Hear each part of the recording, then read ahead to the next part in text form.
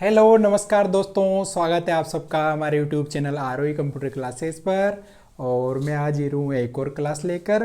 तो आज अपन पढ़ेंगे इस क्लास में RSAT की जो बुक है उसमें चैप्टर नंबर 13। तो चैप्टर नंबर 13 क्या है, देखो, आईटी के उपयोगी अनुप्रयोग। आईटी मतलब इंफॉर्मेशन टेक्नोलॉजी। आईटी किसे बोलते हैं? Information technology. तो क्या काम आती है, क्या क्या प्रयोग है, इस चैप्टर में जो चीज़ें दे रखी है वो मैं पढ़ाने वाला हूँ आप सबको। और तो जुड़ जाओ भाई सभी, और क्लासेस को आप शेयर कर दिया करो सभी स्टूडेंट्स के साथ, ताकि और भी स्टूडेंट पढ़ पाएँ भाई। और ये क्लासेस RSAT के एग्ज़ाम के लिए ही नहीं, ये जितने भी कंपटीशन के एग्ज़ाम होते हैं जिनमें कंप्यूटर का पार्ट आता है उन सब के लिए बेहद ही ज़रूरी क्लासेज हैं भाई। तो शेयर कर दिया करो सबके साथ। और जिसने चैनल को सब्सक्राइब नहीं किया वो ज़रूर कर लेना भाई, बेल आइकन को दबाना मत भूलना आप सब। तो ये जो क्लास है लेसन नंबर 13 आईटी के उपयोगी अनुप्रयोग। तो आईटी के क्या क्या उपयोगी अनुप्रयोग है, और ये जो अपनी सारी क्लासेज है इनकी प्लेलिस्ट पर मिल जाएगी भाई। पूरी 15 चैप्टर के अलग अलग चैप्टर वाइज क्लास चल रही है भाई ये। तो सीडी, डीवीडी, राइटिंग और बर्निंग। तो आईटी के अनुप्रयोग में देखो क्या दे रखा है, सीडी या डीवीडी। सीडी या डीवीडी। अब सीडी या डीवीडी को क्या करेंगे मैं, राइटिंग, और राइटिंग को क्या बोलते हैं, बर्निंग। अब बर्निंग किसे बोला जाता है? तो सीडी या डीवीडी में डाटा लिखना, या फिर क्या बोलेंगे उसे, कॉपी करना। तो ये क्या कहलाएगा, ये कहलाता है भाई बर्निंग। क्या बोलते हैं इसे?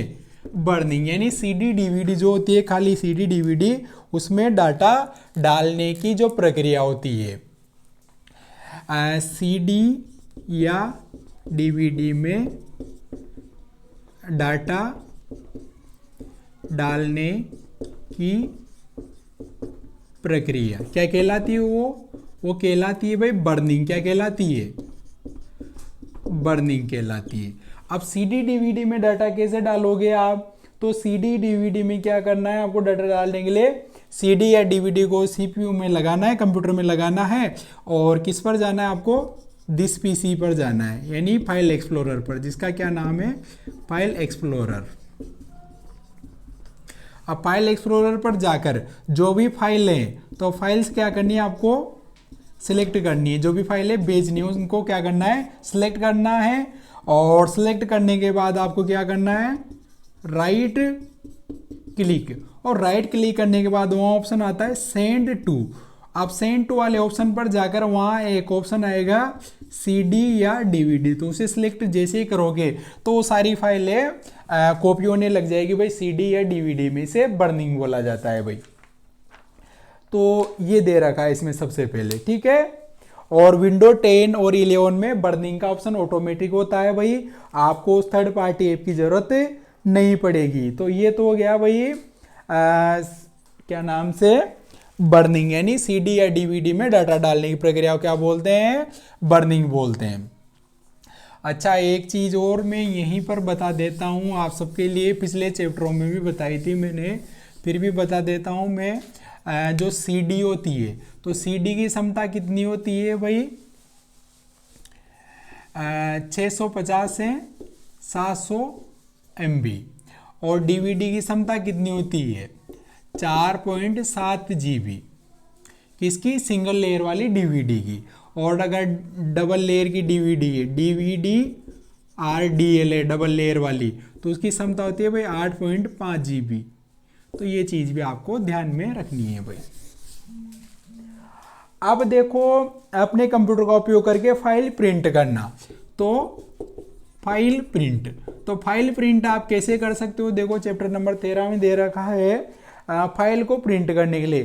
तो फाइल प्रिंट करने के लिए, जैसे अगर ये देता है MS वर्ड हो, चाहे एक्सेल हो, चाहे क्या हो, पावर पॉइंट, तो फाइल प्रिंट करने के लिए आपको कहाँ जाना पड़ेगा, फाइल मेन्यू पर। किस पर जाना पड़ेगा, फाइल मेन्यू पर। और फाइल मेन्यू पर जाने पर वहाँ पर किसका ऑप्शन मिलेगा आपको, प्रिंट का ऑप्शन मिलेगा, और प्रिंट के ऑप्शन पे जाओगे तो वहाँ पर ऑप्शन मिलेगा कितनी कॉपी निकालनी है आपको, 10 कॉपी निकालनी है तो 10, और फिर क्या करना है आपको, प्रिंटर को सिलेक्ट कर लेना है जिसमें भी निकालना है, और फिर किस पे क्लिक कर देना है, प्रिंट पर, तो प्रिंट निकल जाएगा। और कहीं से भी निकालनी है, चाहे ये सॉफ्टवेयर हो या अदर सॉफ्टवेयर हो, तो फिर आप किसका प्रयोग कर सकते हो, Ctrl+P का भी आप प्रयोग कर सकते हो। किसका, Ctrl+P, और वर्ड, एक्सेल, पावर पॉइंट है तो Ctrl+F2 का भी आप प्रयोग कर सकते हो, और इनसे प्रिंट प्रीव्यू भी दिख जाएगा। क्या दिख जाएगा वहाँ पर, प्रिंट का प्रीव्यू भी दिख जाएगा भाई, ऐसा आएगा प्रिंट में। तो ये फाइल प्रिंट का है। इसके बाद दे रखा है पेन ड्राइव यूएसबी से डेटा संचय करना। अब इसके बाद देखो क्या दे रखा है, पेन ड्राइव। अब पेन ड्राइव में क्या दे रखा है इसने, डाटा संचय करना, मतलब डाटा डालना है पेन ड्राइव में। तो डाटा डालने के लिए क्या करना है आपको, पेन ड्राइव को जो आपका सीपीयू उसमें लगाना है, कनेक्ट करना है। अब पेन ड्राइव को आप जैसे ही लगा देते हो इसमें, तो देखो वहाँ पर कैसा दिखाई देता है, जैसे लोकल डिस्क सी और लोकल डिस्क डी, और आपका जो भी पेन ड्राइव है, पेन ड्राइव जैसे ई ड्राइव के नाम से आ गया ये पेन ड्राइव, यहाँ पर आ जाएगा। अब इस ड्राइव में कोई फोल्डर है जैसे mono.jpeg, तो इस फाइल को इसमें डालना है, तो क्या करना है आपको, Ctrl+C करना है इस पर, और यहाँ आके क्या करना है, Ctrl+V, तो ये पेस्ट हो जाएगा यहाँ से। या फिर आप क्या कर सकते हो, राइट क्लिक करना है फाइल पर और कॉपी पे क्लिक करना है, और यहाँ आकर राइट क्लिक करके आपको पेस्ट कर देना है, और कट करना है तो राइट क्लिक करके कट कर सकते हो। तो आप ऐसे भी कर सकते हो, और आप चाहो तो सेंड टू का भी राइट क्लिक करके उसका भी प्रयोग कर सकते हो। अब पेन ड्राइव जो होता है, क्या होता है, पेन ड्राइव, तो पेन ड्राइव का दूसरा नाम होता है प्लेस मेमोरी, ठीक है। अब देखो पेन ड्राइव को किस में लगाया जाता है भाई, यूएसबी स्लॉट में। किस में लगाया जाता है, यूएसबी स्लॉट में। और पेन ड्राइव जो होता है वो होता है पोर्टेबल स्टोरेज डिवाइस, मतलब आप इसे कहीं भी ले जा सकते हो, छोटा सा होता है बिल्कुल। अब ये जो पेन ड्राइव होता है, इसे जब आप हटाते हो तो हटाने को क्या बोलते हैं, हटाने को बोलते हैं इजेक्टिंग। क्या बोला जाता है, इजेक्टिंग, ठीक है। पेन ड्राइव हो या कोई सी भी डिवाइस हो, अगर आप उसे कंप्यूटर से यानी सीपीयू से हटाना है तो उसकी प्रक्रिया को क्या बोलते हैं, इजेक्टिंग। क्या बोला जाता है, इजेक्टिंग बोला जाता है। ध्यान से देख लेना भाई, नए सिलेबस में ये सारी चीज़ें क्वेश्चन है इनके, तो आप फाइलों को कट कॉपी पेस्ट वगैरह कर सकते हो, ये है। इसके बाद देखो प्रोजेक्टर का बैक पैनल या फिर प्रोजेक्टर कनेक्ट करना। अब प्रोजेक्टर कैसे कनेक्ट करोगे भाई, प्रोजेक्टर कनेक्ट, ठीक है। अब प्रोजेक्टर कैसे कनेक्ट कर सकते हो, तो प्रोजेक्टर कनेक्ट करने के लिए दो केबल का प्रयोग किया जाता है। कौन कौन सी केबल, एक तो HDMI और दूसरी है भाई VGA। तो HDMI को क्या बोलते हैं, high definition media interface, high definition media interface. और VGA को क्या बोलते हैं, तो VGA को बोलते हैं विजुअल ग्राफिक एडेप्टर।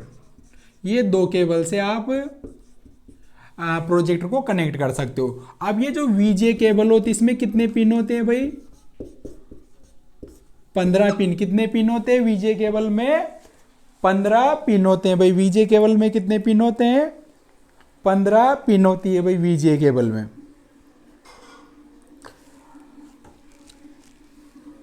अब प्रोजेक्टर को कनेक्ट करने के ये जो तरीके दे रखे हैं, दो HDMI केबल से और VGA केबल से, दो केबल से प्रोजेक्टर को आप मतलब लैपटॉप से या कंप्यूटर से प्रोजेक्टर को आप कनेक्ट कर सकते हो।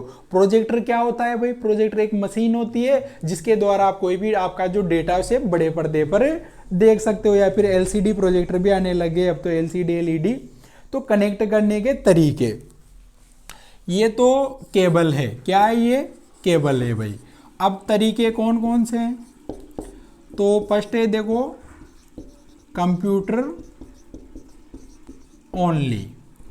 सेकंड है भाई इसमें डुप्लीकेट, और थर्ड है भाई एक्सटेंड, और फोर्थ है प्रोजेक्टर ओनली। ये 4 तरीके हैं। तो कंप्यूटर ओनली में क्या होगा? डिस्प्ले केवल कंप्यूटर पर दिखेगी, यानी डिस्प्ले कहाँ दिखेगी? केवल कंप्यूटर पर। डुप्लीकेट में क्या होगा? डिस्प्ले कंप्यूटर और प्रोजेक्टर पर दिखेगी, यानी डिस्प्ले कंप्यूटर पर भी दिखेगी और प्रोजेक्टर पर भी दिखेगी। एक्सटेंड में क्या होगा कि जो डिस्प्ले है वो डिस्प्ले कंप्यूटर पर अलग, यानी कंप्यूटर पर अलग डिस्प्ले दिखेगी तथा प्रोजेक्टर पर अलग, यानी जो डिस्प्ले है वो कंप्यूटर पर अलग दिखेगी और प्रोजेक्टर पर भी आपकी डिस्प्ले अलग दिखेगी। और प्रोजेक्टर ओनली में क्या होगा? डिस्प्ले केवल कंप्यूटर पर दिखेगी। शायद दिख नहीं रहा है।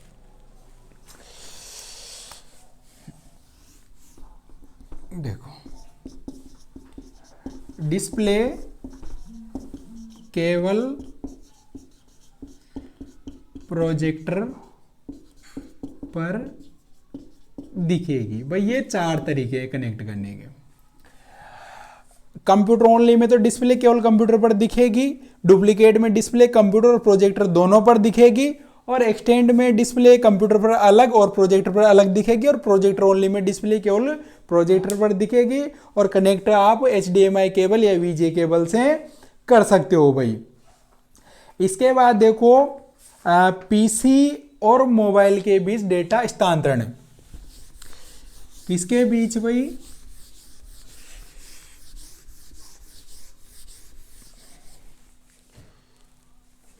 PC और मोबाइल, PC और मोबाइल के बीच डाटा ट्रांसफर। तो PC और मोबाइल के बीच डाटा आप कैसे ट्रांसफर कर सकते हो? तो PC और मोबाइल के बीच डाटा ट्रांसफर करने के लिए आपको किसकी जरूरत पड़ेगी? CPU में क्या लगानी पड़ेगी भाई? आपको डाटा केबल, ठीक है, क्या लगानी है? डाटा केबल, और मोबाइल से कनेक्ट कर देनी, यानी ये जो CPU है इसमें डाटा केबल लगानी है और इसे केबल लाकर आपका जो मोबाइल है उसमें अटैच कर देनी है। तो जैसे ही आप इसे कनेक्ट करोगे तो मोबाइल में एक ऑप्शन आएगा MTP का, मल्टीमीडिया फाइल ट्रांसफर का।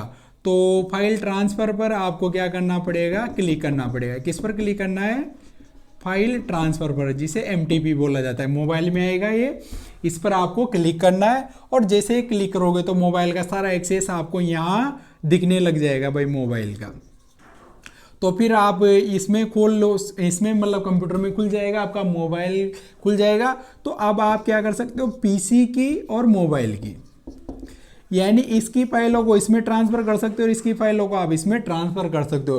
और ट्रांसफ़र करने का वही तरीका है, Ctrl+C से कॉपी कर सकते हो, और Ctrl+X से कट हो जाएगा, और Ctrl+V से पेस्ट कर सकते हो। चाहो तो राइट क्लिक करके भी आप कट कॉपी पेस्ट का प्रयोग कर सकते हो, ठीक है। लेकिन आपको किसकी ज़रूरत पड़ेगी भाई? डाटा केबल, जिसे अपन क्या बोलते हैं? यूएसबी केबल बोलते हैं। क्या बोलते हैं? यूएसबी। और यूएसबी को क्या बोलते हैं? यूएसबी को बोलते हैं भाई यूनिवर्सल सीरियल बस। क्या बोलते हैं? यूनिवर्सल सीरियल बस बोला जाता है यूएसबी को। यानी यूएसबी स्लॉट में आपको यूएसबी केबल लगानी पड़ेगी। इसके बाद देखो एमएस ऑफिस में पीडीएफ फॉर्मेट में सेव करना कोई भी डॉक्यूमेंट को। अब देखो इसी चैप्टर में दे रखा है कि एमएस ऑफिस में, तो एमएस ऑफिस में पीडीएफ में डाटा सेव करना। तो पीडीएफ कैसे बना सकते हो? तो पीडीएफ बनाने के लिए आपको क्या करना है, जो भी एमएस ऑफिस का सॉफ्टवेयर है, चाहे वर्ड हो, चाहे एक्सेल हो, चाहे पावर पॉइंट हो, तो कहाँ जाना है आपको? फाइल मेन्यू पर। और फाइल मेन्यू पर जाकर किस में जाना है आपको? सेव एज में। और सेव एज पे जाते हैं वहाँ पर ऑप्शन मिलेगा एक, तो कौन सा? File name. तो फाइल का नाम डालना है आपको। जैसे फाइल का नाम डाल दिया मैंने राम, और यहाँ पर एक ऑप्शन आएगा सेव एज टाइप। तो सेव एज टाइप में आपको क्या सेलेक्ट करना है? पीडीएफ। तो पीडीएफ को आप सेलेक्ट करोगे जैसे यहाँ पर, और यहाँ एक ऑप्शन होगा सेव का। तो सेव पर जैसे ही क्लिक करोगे तो ये राम नाम से पीडीएफ बन जाएगी। भाई किस पे जाना है? फाइल मेन्यू पे जाएगी, सेव एज पर जाना है, फाइल का नाम देना है, और सेव एज टाइप में क्या सेलेक्ट करना है? पीडीएफ सेलेक्ट करना है आपको। तो ये पीडीएफ बन जाएगी भाई ऐसे। पीडीएफ को क्या बोलते हैं? Portable document format. इसके बाद restore point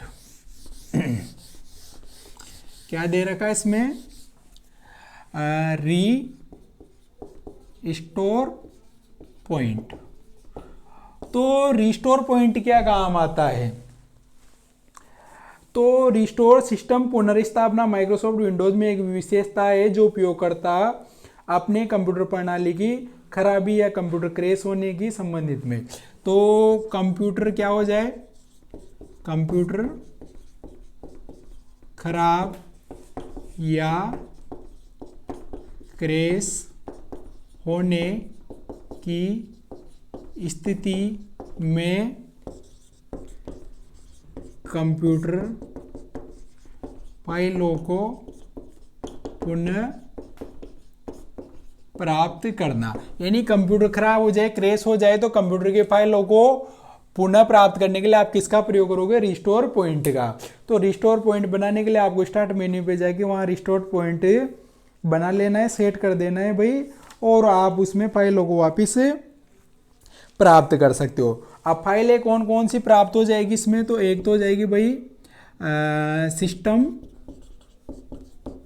file, system file. इसके अलावा इंस्टॉल एप्लीकेशन, जितने भी एप्लीकेशन आपने इंस्टॉल कर रखे हैं। इसके अलावा रजिस्ट्री फाइल, यानी विंडोज़ की जो रजिस्ट्री फाइल होती है वो भी मिल जाएगी। और आपकी सिस्टम सेटिंग्स, इन्हें आप वापस प्राप्त कर सकते हो भाई। किसके द्वारा? सिस्टम रिस्टोर पॉइंट से वापस ला सकते हो अगर कंप्यूटर खराब हो जाए, क्रैश हो जाए तो। ये है। इसके बाद देखो एंटीवायरस क्या दे रखा है भाई? एंटीवायरस। तो एंटीवायरस क्या करता है? आपके कंप्यूटर की सुरक्षा करता है। Anti virus. तो एंटीवायरस क्या करता है? एंटीवायरस करता है भाई कंप्यूटर की सुरक्षा। अब जो विंडोज है आपकी कौन सी? 10 या फिर विंडो 11, तो उसमें इन बिल्ड एंटीवायरस आता है, इन बिल्ड एंटी वायरस आता है। कौन सा आता है भाई? तो उसका नाम है विंडोज डिफेंडर। क्या है उसका नाम? Windows defender. ये इन बिल्ट एंटीवायरस आता है भाई, विंडोज डिफेंडर बोलते हैं इसे। क्या बोलते हैं? Windows defender, in built antivirus आता है। इसके अलावा अदर जो है वो कौन कौन से है भाई? नॉर्टन, क्विक हील, अवीरा कास्पर्की, ये क्या है, नॉर्टन, क्यूकिल, अवीरा, कास्पर्की, ये क्या है भाई, ये भी एंटीवायरस है लेकिन ये पेशों से मिलते हैं भाई। कौन से है ये, पेड होते हैं सारे। तो ये है भाई। अब इस चैप्टर में से जहाँ जहाँ से क्वेश्चन आ सकते थे वो मैंने बता दिया। इसके अलावा एक और क्वेश्चन पीछे दे रखा है लेकिन वो चैप्टर में से हटा दिया गया है जब चेंज हुई थी, लेकिन फिर भी आ जाता है तो मैं बता देता हूँ यहाँ पर। माइक्रोसॉफ्ट ऑफिस पिक्चर मैनेजर, तो ये क्या काम आता है, ये काम आता है भाई फोटो को एडिट कर सकते हो आप, क्रॉप कर सकते हो, कट कर सकते हो, यानी फोटो एडिटिंग का सॉफ्टवेयर है भाई ये माइक्रोसॉफ्ट ऑफिस पिक्चर मैनेजर। तो ये था अपना चैप्टर नंबर 13 आईटी के उपयोगी अनुप्रयोग। तो इसमें से देखो जहाँ जहाँ से क्वेश्चन आ सकता था वो सारी चीज़ें ले ली मैंने, एक भी चीज़ को मैंने नहीं छोड़ा है आपको पूरे चैप्टर में से। तो अपनी ये चैप्टर वाइज क्लासेज चल रही है, रेगुलर चल रही है भाई, पूरी 15 चैप्टर की एक क्लास आएगी चैप्टर वाइज। तो वीडियो कैसा लगा, लाइक शेयर और कमेंट करना ना भूलें। और सारे वीडियोज आपको प्लेलिस्ट में मिल जाएंगे, पूरे वीडियो देखने हैं आप सबको। और जिसने चैनल को सब्सक्राइब नहीं किया हो जरूर कर लें भाई, बेल आइकन को दबाना ना भूलें। मिलते हैं आपसे अगली क्लास में, तब तक के लिए राम राम।